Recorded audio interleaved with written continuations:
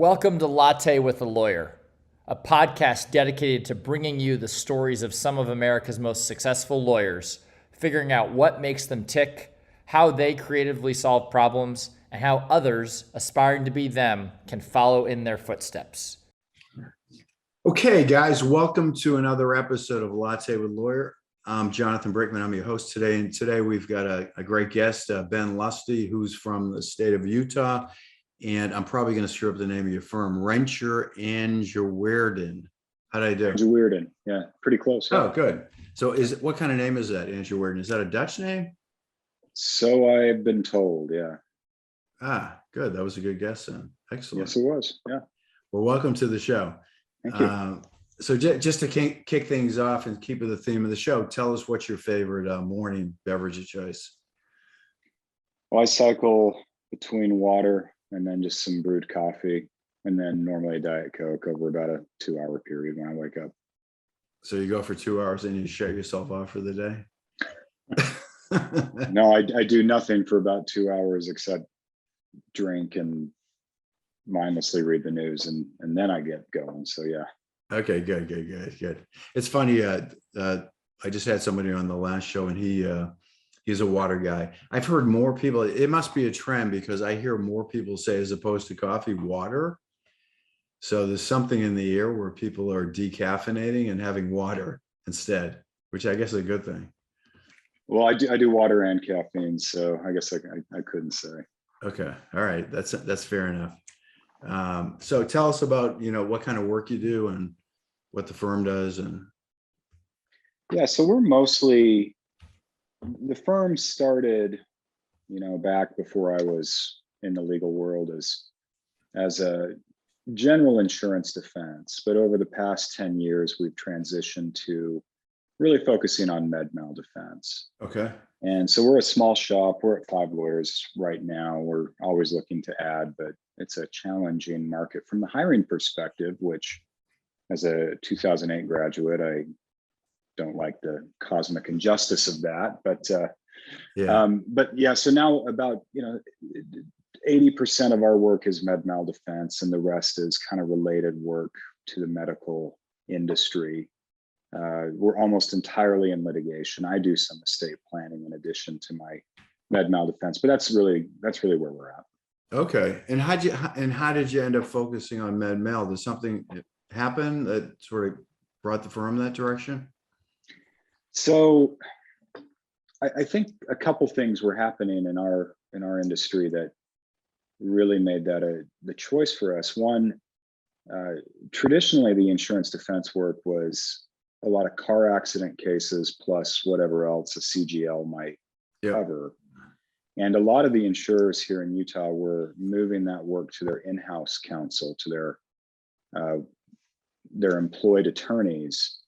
But the med mal carriers, because most of those are mutual companies owned by the doctors who buy the policies, they're much less cognizant of how much they're spending on legal expenses because they want defense. So, the insurers, when we're doing car crashes, would pay lower rates and cut our bills and then just move the work in-house anyway, whereas the malpractice carriers would never cut our bills, didn't really fight us on rates. And, if we told them, hey, this case is going to be $250,000 to defend all the way to trial, they'd say, well, that's what we want to do, so run with it. So that's kind of how it went. And it was just a more satisfying experience as a lawyer where we're not getting, nickeled and dimed and second guessed by the insurance company on defending the claim. And we could really say, we should file these motions, we should take these depositions, we should retain these experts. And they would say, great, go for it.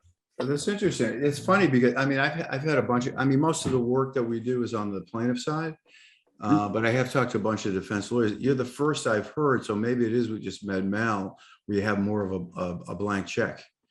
I've heard, more the opposite, that, very sort of controlled, budget spending, and but that's interesting. So you think that is just inherent to med mal practice? So yeah, and the carriers we work for are all mutually owned by the policyholders. And I know that there are a lot of auto carrier companies are mutually owned, but the doctors, you get in a car accident, you pay the claim, you don't care. But someone sues a doctor and says you've reached the standard of care, there's a lot of downstream complications that can arise for that. And so they want to both, win the case and manage the case. And a lot of them have consent to settle clauses. So if the doctor says, I don't want to settle, then the insurer says, well, our duty is a defense, so run the defense. And we have to defend it anyway. And that's that's just sort of the dynamic in the malpractice and the professional liability practice. But we still do some CGL work. We still do some more on the commercial claims. And oftentimes if it's an insured who's a big client or a big customer of the insurance company, they are much more generous in the defense than they are if it's a pretty marginal. And it shouldn't, come on, it shouldn't be like that, but we kind of know that's how it is sometimes. So, but yeah, that's, the med mal defense has always been more satisfying. There's been more, I feel more like I'm practicing law rather than managing claims, more like I'm practicing law than, running a small business when I'm doing the med mal defense. Makes sense. Yeah. So you're using the resources as you see fit, as opposed to having these constraints. Yeah, that's interesting. Okay. That's actually really interesting to hear that. And is it just regionally, just in the state of Utah, or you practice in other states? We are mostly in state. We do a few claims in the surrounding states, in Nevada, Idaho, Montana, but those are almost client specific. So we represented, for example, a group of hospitalists that has practice all over the state, or excuse me, the Western states, and their general counsel always requests us, regardless of what state we're in. So we'll appear pro hoc and work with good local counsel and do those. And we're doing more Idaho than we had in the past. So I'm on at the point where I think, well, should I apply for licensure there? But so far we're more or less Utah lawyers. Yeah. And you're working on behalf of the insurance company. Well, they pay the bill, they refer the cases, but the doc is the client. Sure. Yeah. No, I understand. And these are more regional insurance companies. Yeah. So they're not, they're companies that you wouldn't, unless you were in the industry, you wouldn't recognize them. Right. So when we were doing cars, I'd say, oh yeah, we do work for Farmers or the Hartford or Liberty Mutual, and we all know those names. Sure. But these are very, specialized companies that, insurance brokers know, doctors know, but your average person. Yeah, got it. I understand. Yeah. Are there any big ones in that space that do? The biggest is, so there's a couple. So the biggest is one called the Doctors Company, which has always been in Utah, but has a varying different level of market presence. They're leaning more back into Utah. And then CNA, which is I know CNA, sure. Yeah, which is a pretty big, they're not a consumer company, but they do a lot of insurance across a lot of different lines, and they have some practice in insurance. Most of the work we do for CNA involves allied professionals like dentists or skilled nursing facilities and other non-hospital healthcare entities. Yeah, with COVID, did you get a lot of that work, the skilled nursing facilities? Well, we've been doing progressively more skilled nursing over the years, and one of the reasons is that skilled nursing facilities are increasingly becoming litigation targets. Oh yeah. People used to sue doctors all the time. They still sue doctors, but jurors, I found, are a little more doctor friendly, but everyone's had a bad nursing home experience. Oh yeah. So yes, the jurors give no benefit of the doubt to the skilled nursing facilities, the nursing homes, retirement homes, whatever you're going to call them. So those claims have really escalated, and it might be Utah specific, but and I know for decades it's been an issue in like Florida and kind of the bigger retirement communities. But we've had a few pretty big wrongful death verdicts lately for residents who have been in their 80s and died, and their adult children who are almost retired themselves are getting pretty big verdicts. So a lot of the plaintiffs' attorneys are moving in there because someone dies in a nursing home every day. Oh yeah. It's a common event. So you know, there's a potential wrongful death suit every time. And if they can link it to a fall, they'll pull the records and say how often was the person transferred? Was it a 2-person transfer? I mean, they'll get into all of those questions. And, you know, and the nice, I mean, I guess from the plaintiff's perspective, the nice thing about the skilled nursing facility cases, they're actually much cheaper to run, because a nursing home expert is just cheaper to pay than, say, a brain surgeon or a thoracic surgeon or someone like that. Right. Yeah, no, it's funny. I've actually just experienced what you're describing, because one of my brothers had a pretty serious accident and was placed into, doesn't have a lot of means, a nursing facility. Yeah. And he complained continuously about the standard of care. And you could just see it could easily have descended into that scenario. And the, you know, one of the just kind of the long-term structural problems with those entities is that almost all the care in those facilities is done by a CNA who's, you know, certified nursing assistant, unlicensed, not particularly well paid, not very well trained. Correct. But you know, so, but the economics of it just demand that, because for the level of person-to-person care that has to be done, you know, if you were bringing in people and paying them $20-$30 an hour, the cost would be, I mean, I don't think anyone would. Yeah, limited resources spread out over a lot of people. Yeah, no, exactly. Yeah. No, I see that. Yeah, so I mean, so that's like a great, like, you know, incubator for these kind of cases, right? Oh yeah. To be totally callous about it. Yeah.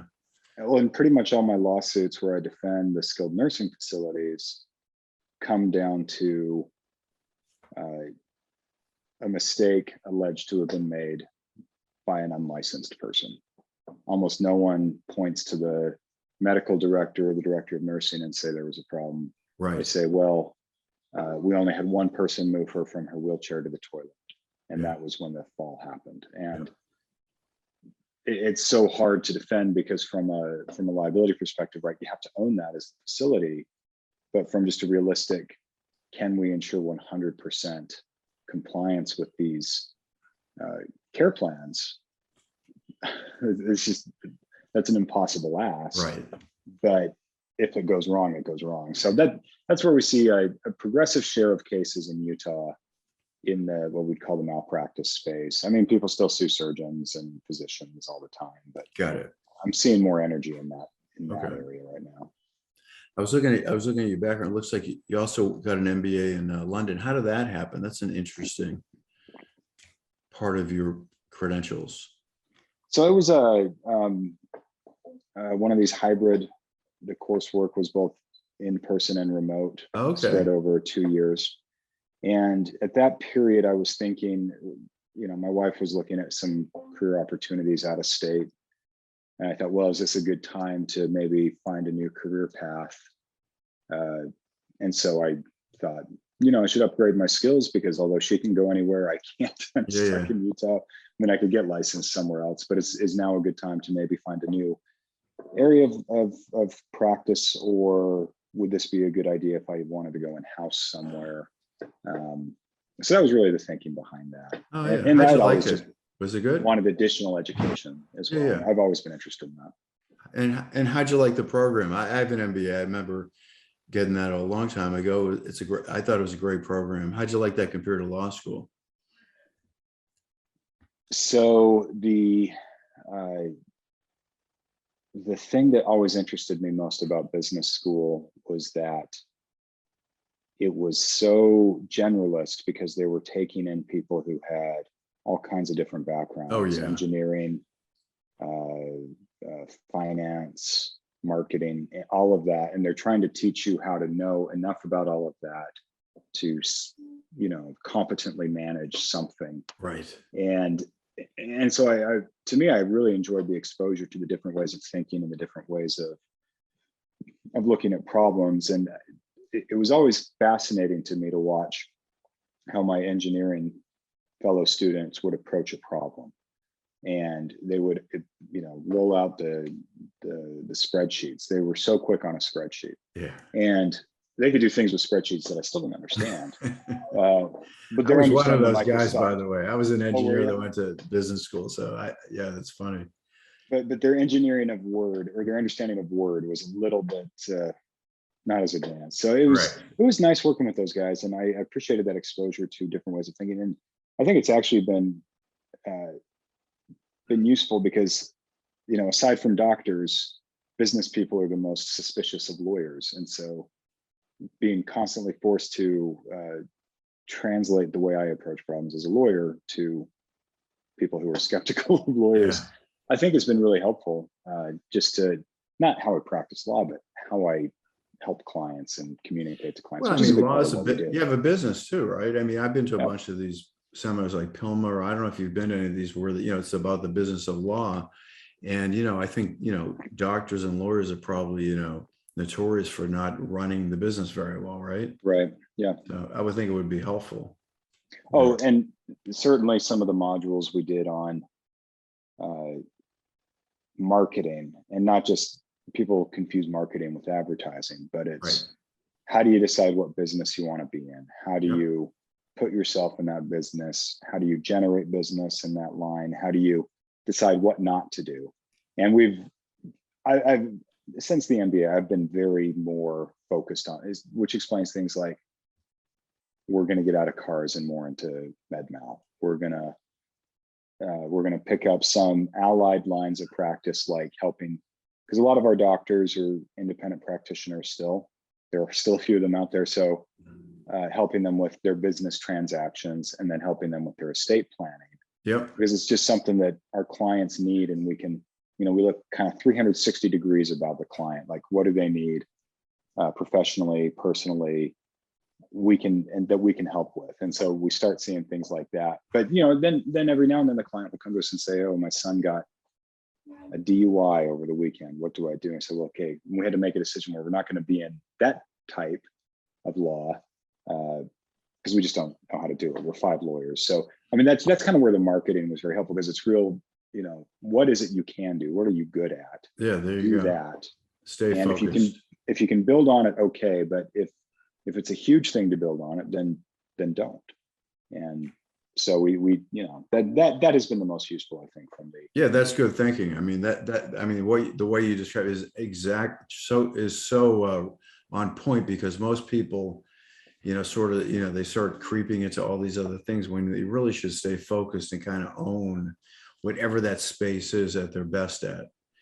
And it's such a temptation for a small firm or a solo, because you think, well, I'm a generalist, so I can do anything. And it's not the case. And I know a lot of my colleagues in, big law are just so focused on specializing. Yeah. Because there's, in their establishment, their company, there's oh yeah, we have antitrust people, I'm going to send it over to them. Or, we have appellate people, or we have one family law person, I'm going to send it over to them. And so I think they're just naturally minded to specialize.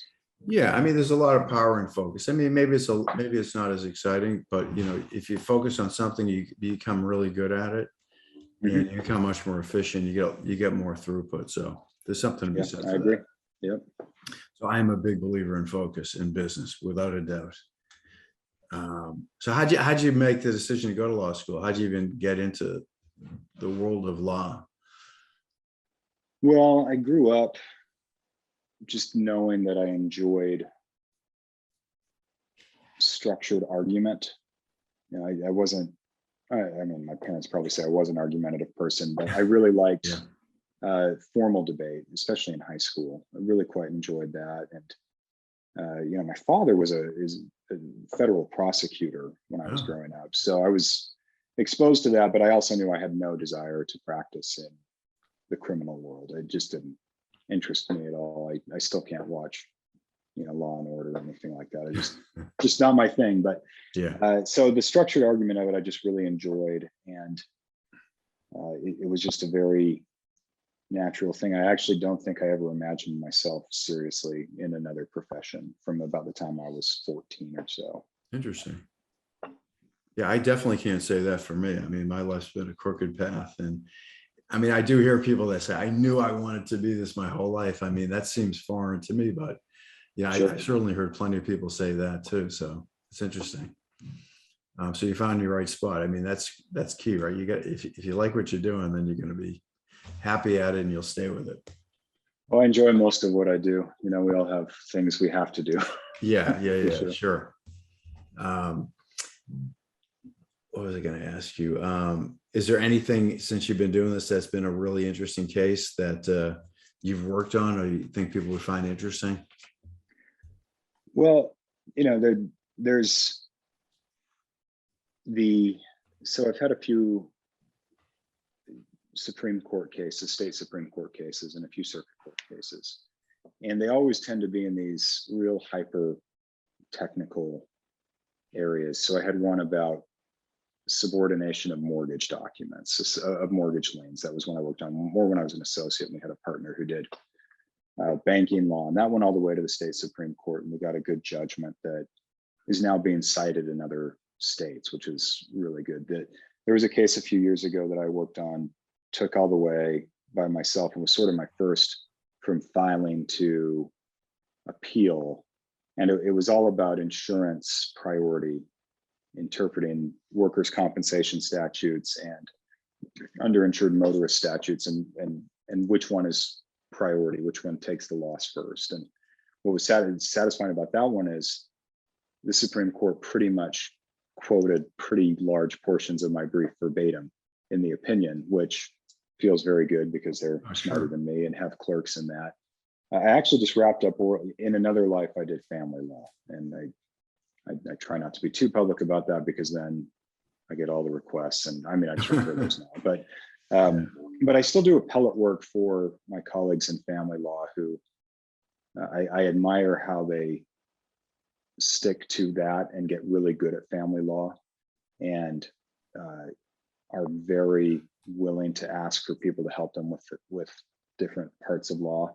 And so I do a lot of appellate work for my colleagues there. And I had one case that we just argued in the state Supreme Court, and we don't have the judgment back yet. But the question there is, when a judge determines that an ex-spouse's religion is harmful to the children, and it's established law that they can make that determination, they have to make specific findings. But once they do, what can they order the parent not to say about religion around the children? Which brings up a lot of very thorny constitutional questions, questions, due process questions that some states have ruled on and some states haven't. And I'm really surprised we actually haven't had a federal case on it. But so I was, when I finished my brief, I put my case index together, and I had 4 pages of case citations.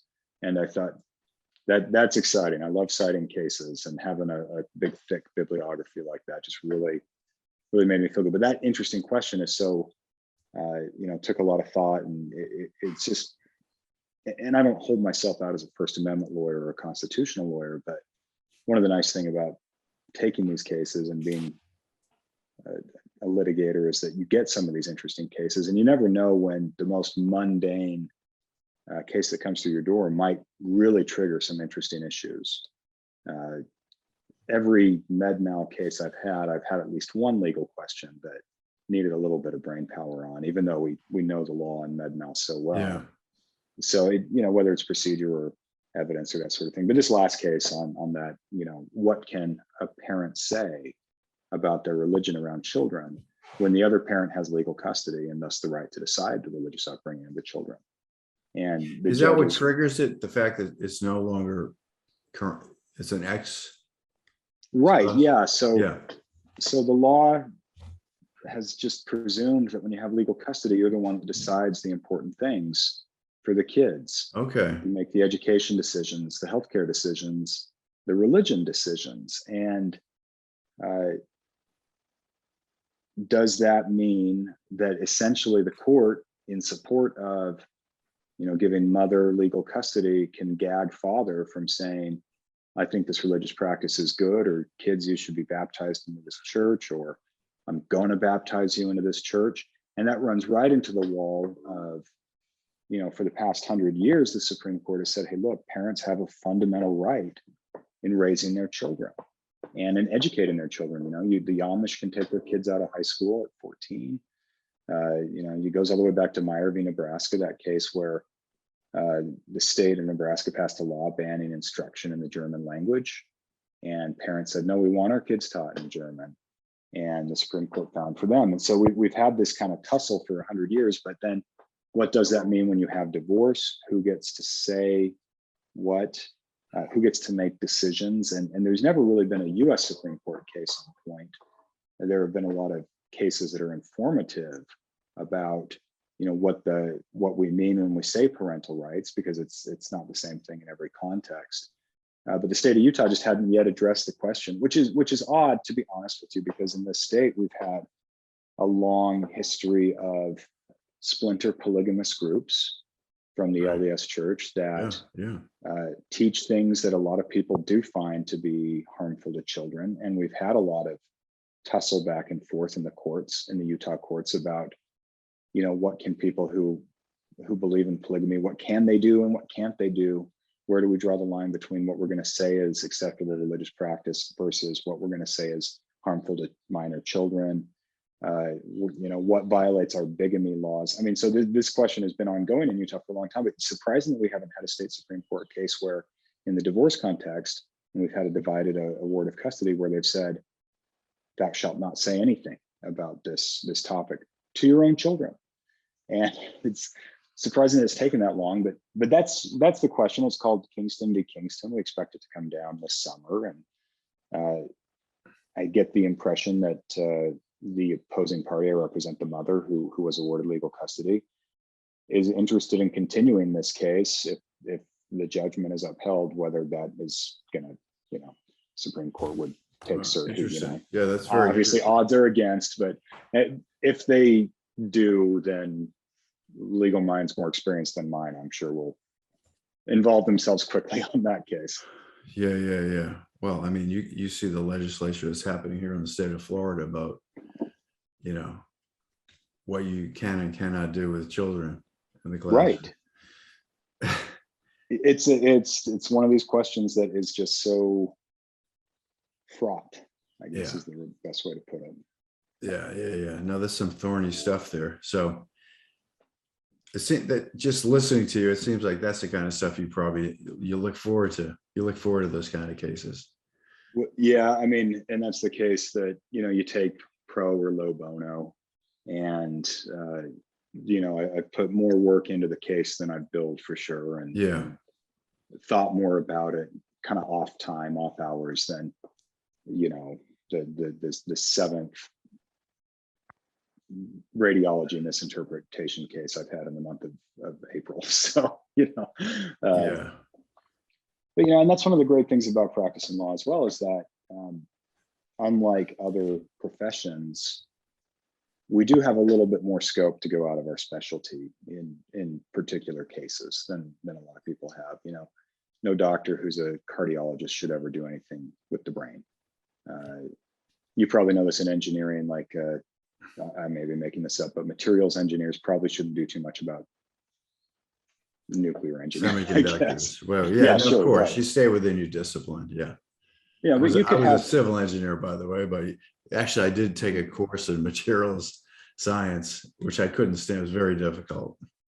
Right. But as a lawyer, if someone comes to you with a topic that's out of your specialty, you at least know where to start and how to get into that. And it's just like, well, do I want to spend 40 hours learning this law or no?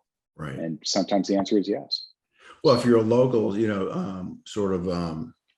local attorney general, a solo practitioner, right? You're constantly learning. Oh yeah. New things, right? Those guys have a breadth of knowledge that is impressive. Yeah. You got to be a quick study, right? So you can get up to speed, so you can at least try the case somewhat confidently. But so you can apply those basic legal skills to lots of areas without having to be a mile deep in the what you're saying. Exactly. Yeah. So interesting stuff. Soft silos in law, very soft silos. Okay. Interesting. I mean, yeah, but most, I mean, in most professions, people are definitely, specialization is certainly in vogue. I mean, there are less generalists and more specialists, I would say today, right? Very true. And it's trending that way as well. People are Yeah. getting more specialized. Yeah. I mean, even like, I've been a sales professional, even in like sales sort of methodology. It used to be that, in the old days, I mean, you would like knock on the door, you'd do a presentation, you would you'd sell the person, you'd manage the relationship, you do everything. I mean, in today's world, you have one group that just does outbound marketing. You have another group that calls people. You have another group that takes that person and then, takes them this far. Then you have another group. So even within that, they've created these little specialized functions.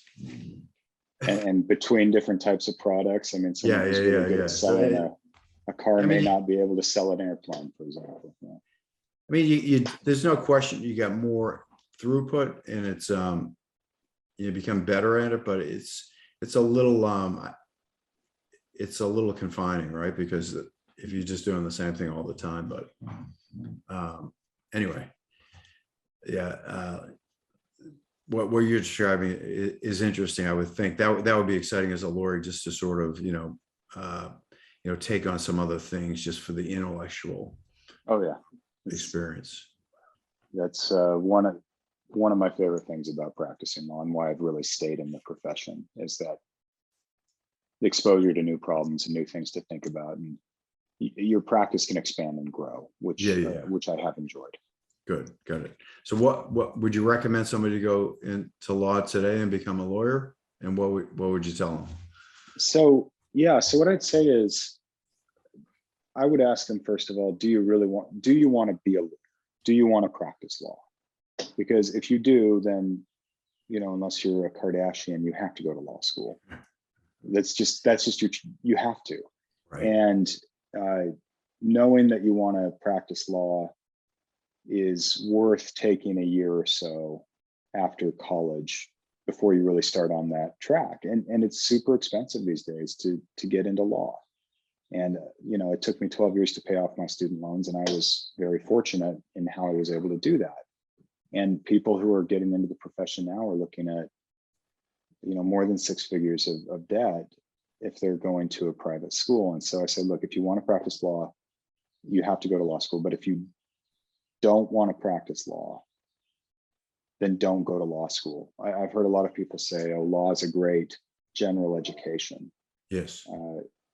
And it may be, but I think there are better general educations for the money out there. So I'm not sure I would necessarily say go to law school unless, just to be inducted into the professional world. I don't think that's the right step, because it's just so expensive. Yeah, it's very expensive. But, in terms of, is law a good profession? It is what you make of it. I know people who get, who all they want to do is be a public prosecutor. And those are hard jobs to get, but they're always going to be needed.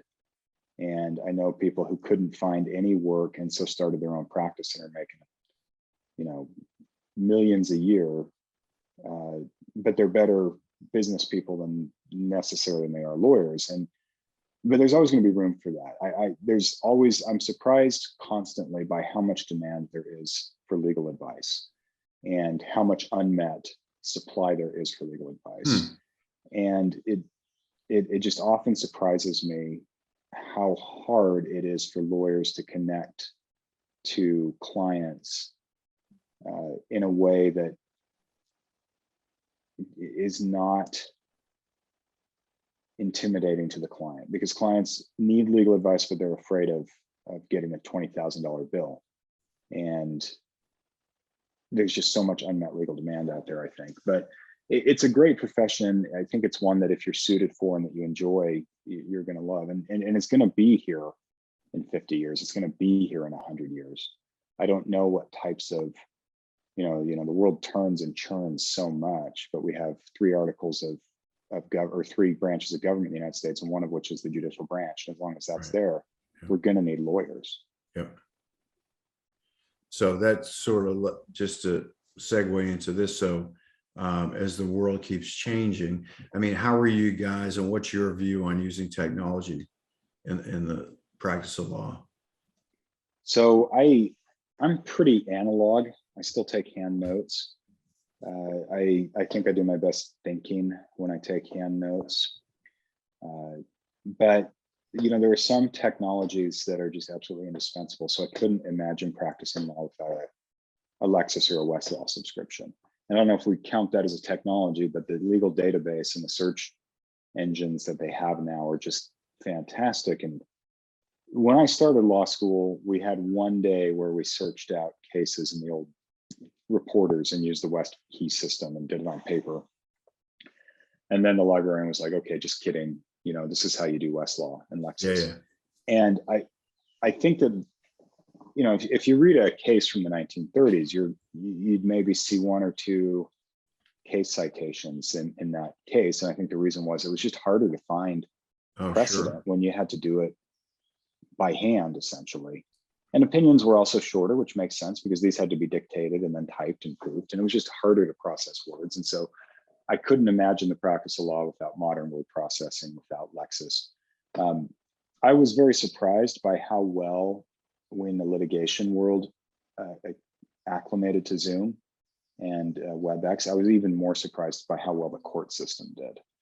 And I think that it's a superior way to handle kind of routine legal matters with the courts and sort of routine depositions. I will still say though that face-to-face depositions I think are better for like expert witnesses and parties, because part of the way we're doing our job is to say, who are these people? How do we think they're going to come across to a jury? Right. And that's going to be an in-person thing. It should be an in-person thing, because as long as we say, well, a jury is going to be making credibility determinations, doing that over Zoom just seems impossible to me. But I see a lot of courtroom technology that just gets ignored. So we have a lot of fancy display screens and a lot of, kind of gee whiz, press a button here and everyone say, you can highlight, play audio and video and that. And I don't know that that's going to really be the wave of the future, because in my experience, jurors like hearing from witnesses and they like hearing what a witness has to say. And I can't tell you how many times I've seen a lawyer in court ask a witness to go through a document and say, okay, well, what does it say? And is this what you did? Is this right according to the document? Or you could have just had the person on the stand say, what happened? And I think that's more meaningful to a jury. So I think technology is going to matter, but I think it's going to be incremental, and it's going to be technology that just makes it, like, I don't see any use for technology for its own sake, but I'll give you a good example. Like Clio is an excellent legal technology, the billing software, because it's just so much easier to bill with a cloud-based software.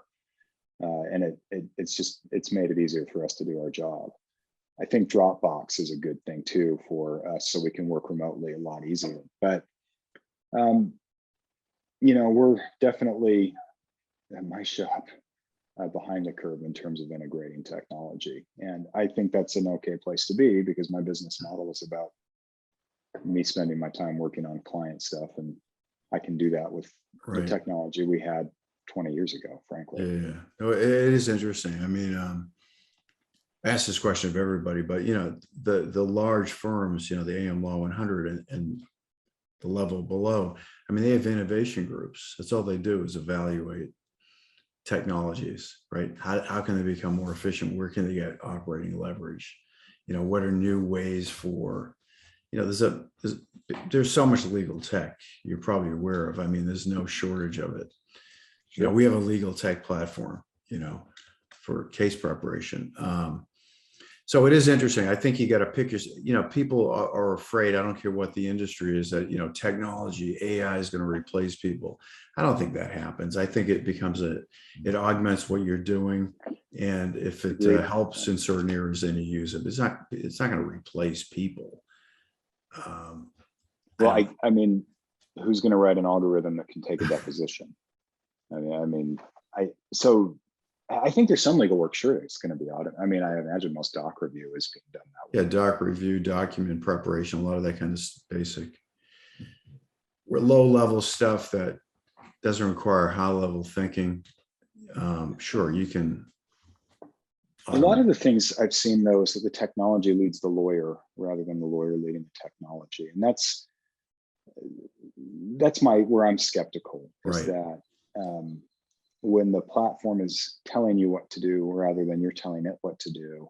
And I don't know many of these products, but I've seen a few demonstrated. I'm like, there's a lot of online forms to check out just to enter a billing entry. That seems well. Yeah. So I'll give you an example. Like we have doctors all the time who use EMRs, electronic medical records. Yeah, In sure. fact, that's all they use now. Yeah. And it's got a lot of advantages in that the healthcare information is very portable, and everyone in a major hospital network can use it all at the same time. But then you start asking these doctors, like, well, when did you make this entry? And I said, well, unless it's noted there, I couldn't tell you. Or you'd pull up, you'd get the record and you'd print it off and show them to them at a deposition and say, is this your record? And they say, I have no idea, because it doesn't look anything like what I do. Right. I type something in on the computer and what you're showing me just doesn't look like that. So EMR was really forced on a lot of the doctors, and they're adapting to it well and they're using it well, but there's always unintended consequences, right? Yeah. I mean, I happen to know the reason why for EMR, just from a totally different perspective, but you're right. There's always for every action, there's an equal and opposite reaction, right? So yeah, they're making it efficient. I can now share information easily. However, you're right. If you're in a courtroom, how do I know that you actually made the entry, right? Because it's digital. Or the engineering protocols and logic of why we designed an algorithm this way versus this way makes sense, but the doctor's trying to decide between prescribing A or B, and it's just completely irrelevant to the medical decision that's being made. But we still have to fight our way through that in the forensic review of it if there's a lawsuit that's being filed. Or sometimes they start putting things into their record that they're doing just to make the screen go to the next page. Yeah. That they wouldn't always know, So if technology makes you do that, I don't see how it's good for a professional. But if it makes it so the things that I want to do, I do easier, then that's perfect. And I think that's why like Clio and Dropbox have been so helpful, at least for me. That is the trick to software development, by the way. Oh yeah, exactly. That's why software development is so hard, because you have to make it so it's really organic and it really sort of matches the natural workflow. Mm-hmm. It's really tricky to do it well, but when you get it right, that's why I don't do it. Yeah, it's really hard. That's why you're sticking to the analog world. Right? You're not losing anything there. It just means maybe you're not going as fast as you could. But anyway, it's interesting. Maybe not. But I'm also not incentivized to go much faster. I get paid by the hour. So you get paid by the hour. There you go. Actually, that's a whole other issue, right? That you're not incentivized. But yeah, I mean, on the it's the worst billing model except for all the others we've tried. Yeah. That's interesting. Well, listen, I always say that the legal profession to me seems like the last bastion of inefficiency when it comes to the commercial side of it. I mean, maybe not what you're doing, but like big corporate law, if they didn't exist, if big corporations didn't exist, then these big law firms wouldn't make incredible amounts of money, right? Makes sense to me. Yeah.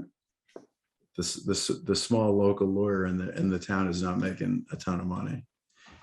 Oh, we do fine, but when people say, "Oh, Sullivan makes a gazillion dollars per partner," I think, what the hell are they doing to make that much? How are they? I'd like to know, but I'm not sure I'd like to do. Yeah, well, I remember early in my career, I was in the real estate business, and we had a big white shoe law firm that did all our document review. And, we had the senior attorney, and then we had the associate, and then we had the new attorney that had to learn. So we had, 3 or 4 attorneys on it, billing at like crazy rates. And, so at that time, just a commercial mortgage agreement would cost $60,000. And the economics just didn't make any sense. But it made sense because I had a big bank on the other side that was going to fund it.